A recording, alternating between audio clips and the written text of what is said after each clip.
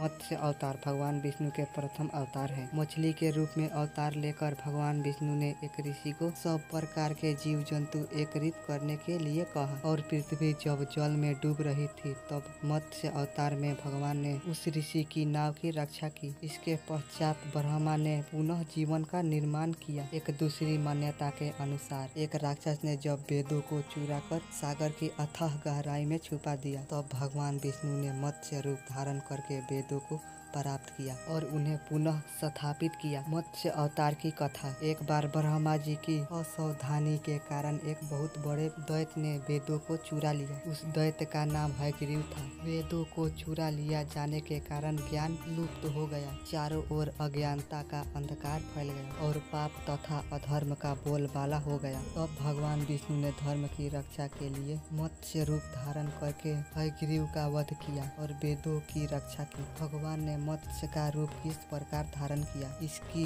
विस्मयकारिणी कथा इस प्रकार है। कल्पांत के पूर्व एक पुण्य आत्मा राजा तप कर रहा था। राजा का नाम सत्यव्रत था। सत्यव्रत पुण्य आत्मा तो था ही, बड़े उदार हृदय का भी था। प्रभात का समय था, सूर्योदय हो चुका था। सत्यव्रत कृतमाला नदी में स्नान कर रहा था। उसने स्नान करने के पश्चात जब तर्पण के लिए अंजलि में जल लिया तो अंजलि में जल के साथ एक छोटी सी मछली भी आ गई। सत्यव्रत ने मछली को नदी के जल में छोड़ दिया। मछली बोली, राजन, जल के बड़े बड़े जीव छोटे छोटे जीवों को मारकर खा जाते हैं। अवश्य कोई बड़ा जीव मुझे भी मारकर खा जाएगा। कृपया करके मेरे प्राणों की रक्षा कीजिए। सत्यव्रत के हृदय में दया उत्पन्न हो उठी। उसने मछली को जल से भरे हुए अपने कमंडल में डाल लिया। तभी एक आश्चर्यजनक घटना घटी। एक रात में मछली का शरीर इतना बढ़ गया कि कमंडल उसके रहने के लिए छोटा पड़ने लगा। दूसरे दिन मछली सत्यव्रत से बोली, राजन, मेरे रहने के लिए कोई दूसरा स्थान ढूंढिए क्योंकि मेरा शरीर बढ़ गया है। मुझे घूमने फिरने में बड़ा कष्ट होता है। सत्यव्रत ने मछली को कमंडल से निकालकर पानी से भरे हुए मटके में रख दिया। यहाँ भी मछली का शरीर रात भर में ही मटके में इतना बढ़ गया कि मटका भी उसके रहने के लिए छोटा पड़ गया।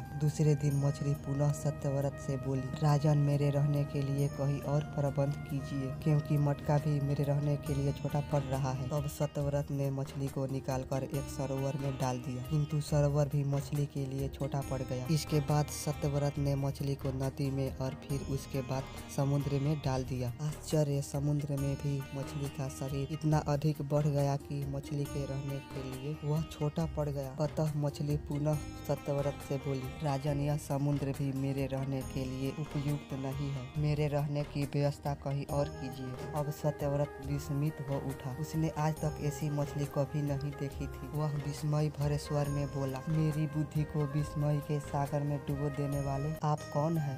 मत्स्य रूपधारी श्री हरि ने उत्तर दिया, राजन, हयग्रीव नामक दैत्य ने वेदों को चुरा लिया है। जगत में चारों ओर अज्ञान और अधर्म का अंधकार फैला हुआ है। मैंने हयग्रीव को मारने के लिए ही मत्स्य का रूप धारण किया है। आज से 7वें दिन पृथ्वी प्रलय के चक्र में घिर जाएगी। समुद्र उमड़ उठेगा, भयानक वृष्टि होगी, सारी पृथ्वी पानी में डूब जाएगी। जल के अतिरिक्त कहीं कुछ भी दृष्टि गोचर नहीं होगा। आपके पास एक नाव पहुंचेगी। आप सभी अनाजों और औषधियों के बीजों को लेकर सत्य ऋषि के साथ नाव पर बैठ जाइएगा। मैं उसी समय आपको पुनः दिखाई पड़ूंगा और आपको आत्म तत्व का ज्ञान प्रदान करूंगा। सत्यव्रत उसी दिन से हरि का स्मरण करते हुए प्रलय की प्रतीक्षा करने लगे। 7वें दिन प्रलय का दृश्य उपस्थित हो उठा। समुद्र भी उमड़कर अपनी सीमाओं से बाहर बहने लगा। भयानक दृष्टि होने लगी। थोड़ी ही देर में सारी पृथ्वी पर जल ही जल हो गए। संपूर्ण पृथ्वी जल में समा गई। उसी समय एक नाव दिखाई पड़ी। सत्यव्रत सप्त ऋषियों के साथ उस नाव पर बैठ गया। उन्होंने नाव के ऊपर संपूर्ण अनाजों और औषधियों के बीज भी भर लिए। नाव प्रलय के सागर में तैरने लगी। प्रलय के उस सागर में उस नाव के अतिरिक्त कहीं भी कुछ भी नहीं दिखाई दे रहा था। सहसा प्रलय रूपी भगवान प्रलय के सागर में दिखाई पड़े। सत्यव्रत और सप्त ऋषि गण मत्स्य रूपी भगवान